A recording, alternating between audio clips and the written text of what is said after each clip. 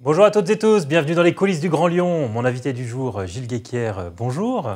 Bonjour. Alors vous êtes chercheur en informatique, directeur du laboratoire d'excellence d'intelligence des mondes urbains à l'Université de Lyon 2 et membre du comité de scientifique de PopScience qui lance au mois de novembre un grand cycle de conférences sur le dialogue industrie et société. Quel est l'objectif de ces cycles de conférences ? Alors, dans ces conférences, on retrouve la parole des chercheurs qui vont s'exprimer sur une problématique, l'industrie, la place de l'industrie en ville, et qui vont permettre, sous la forme d'un numéro spécial de PopScience, une revue qui est éditée plusieurs fois dans l'année, de proposer des textes à destination d'un large public, mais aussi des événements que l'on va retrouver, par exemple, à l'Université de Lyon ou Saint-Étienne dans les prochains mois, dans les prochaines semaines même, puisque le premier commence le 23 novembre, avec des chercheurs, des tables rondes qui vont permettre de réfléchir et de discuter et d'échanger autour de ces thématiques. Avec cette année une thématique d'importance pour l'agglomération, qui a une place industrielle assez forte et qui s'interroge sur l'avenir de son industrie. Qu'est-ce que la recherche peut apporter aux citoyens, aux politiques, sur les prises de décision ? Alors la place de l'industrie, est-ce qu'elle doit être en centre-ville? Est-ce qu'elle doit être à 50 km du centre-ville? Parce qu'en fin de compte, on peut penser pollution, mais polluer ailleurs. Dans ces cas-là, on va avoir des problématiques de transport, on va avoir des problématiques de proximité de la matière.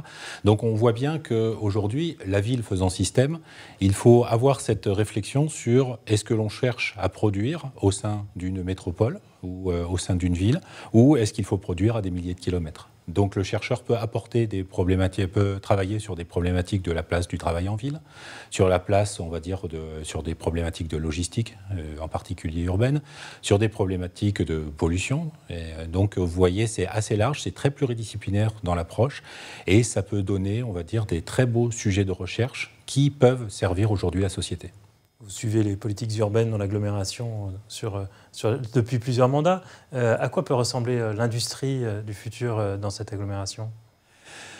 Une industrie qui pourrait retrouver sa place au sein du cœur de ville, mais avec cette idée que l'industrie est en transition. C'est-à-dire on doit produire de façon locale, peut-être produire de façon un peu plus raisonnée, en faisant attention à ce que l'on consomme et à ce que l'on produit en termes ne serait-ce que d'émissions.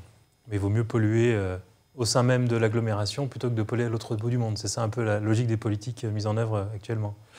Dans mon analyse, oui. Et c'est vrai qu'aujourd'hui, on doit voir le monde comme un système. Et à partir du moment où on consomme, je ne sais pas, on s'achète un téléphone, on sait que ce téléphone, en fin de compte, a un coût en termes d'impact sur la planète. Maintenant, il faut savoir si on a envie d'y rajouter un coût de transport supplémentaire et le fait de produire très très loin, alors que quelque part, certaines choses peuvent être produites à proximité. Est-ce qu'il y a une continuité entre les deux exécutifs, d'abord David Kimmelfeld et aujourd'hui les écologistes ?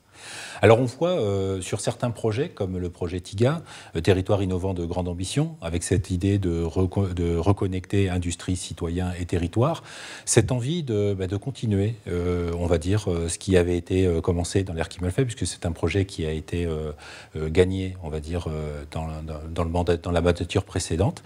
Et aujourd'hui, des élus comme Emeline Baume qui se sont saisis à bras-le-corps de ce projet pour proposer, on va dire, de le continuer avec un focus un peu plus fort sur la transition, mais qui prend tout son sens, on va dire, dans le cadre de ce projet. C'est un projet qui permet notamment d'envisager d'investir jusqu'à 80 millions d'euros, de l'argent de la métropole, mais aussi de Saint-Étienne et puis d'autres acteurs, pour la transformation des industries sur notre territoire.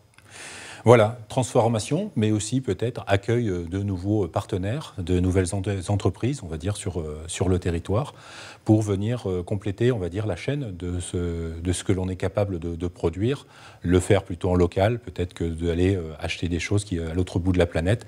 Et on voit bien que si les robinets se ferment aujourd'hui, en particulier suite à la pandémie, on a des gros problèmes de production. Est-ce que l'on doit être en capacité de produire sur place plutôt que d'attendre, on va dire, que des produits arrivent de l'autre bout du monde et n'arrivent pas parce qu'en fin de compte, on n'est pas forcément dans les priorités. Alors, vous êtes chercheur en informatique, spécialiste des données urbaines, on l'a dit. Ça veut dire un spécialiste des smart cities.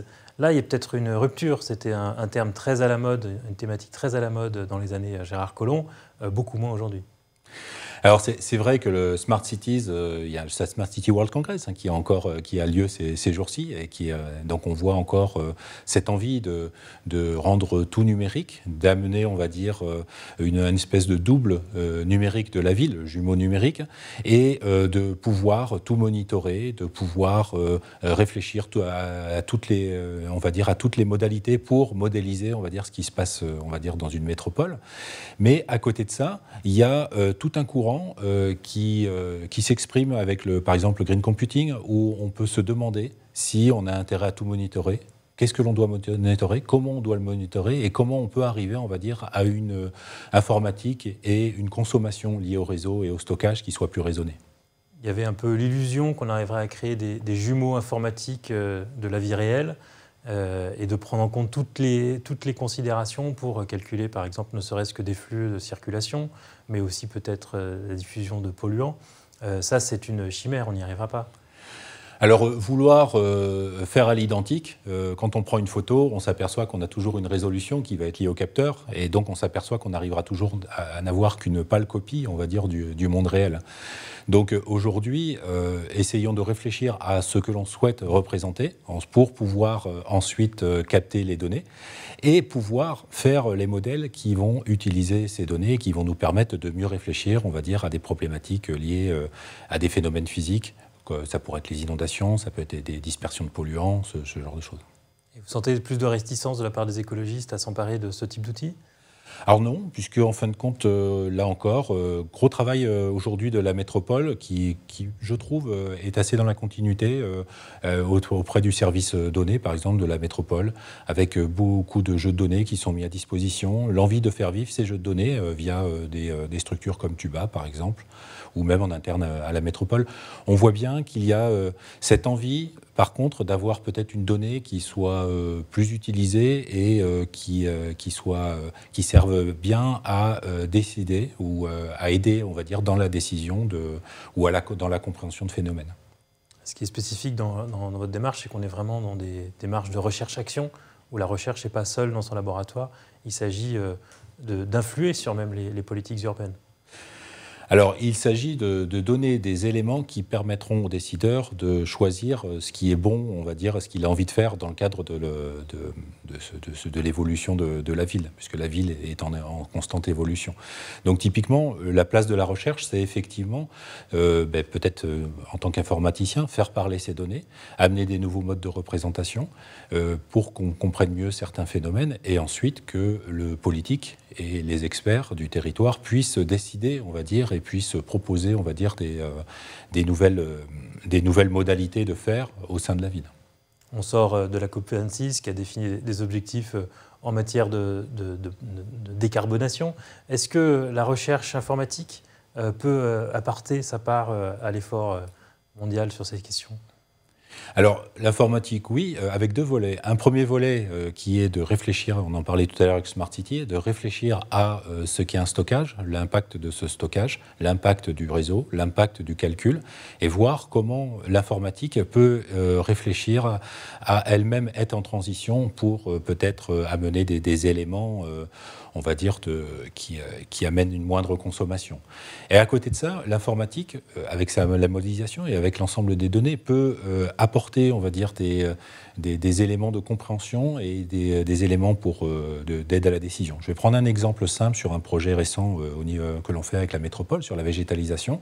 Aujourd'hui, être en capacité de pouvoir modéliser un quartier comme Pardieu, essayer de réfléchir à comment la place du végétaux, où est-ce qu'on pourrait mettre du végétal par rapport à ce qui existe déjà.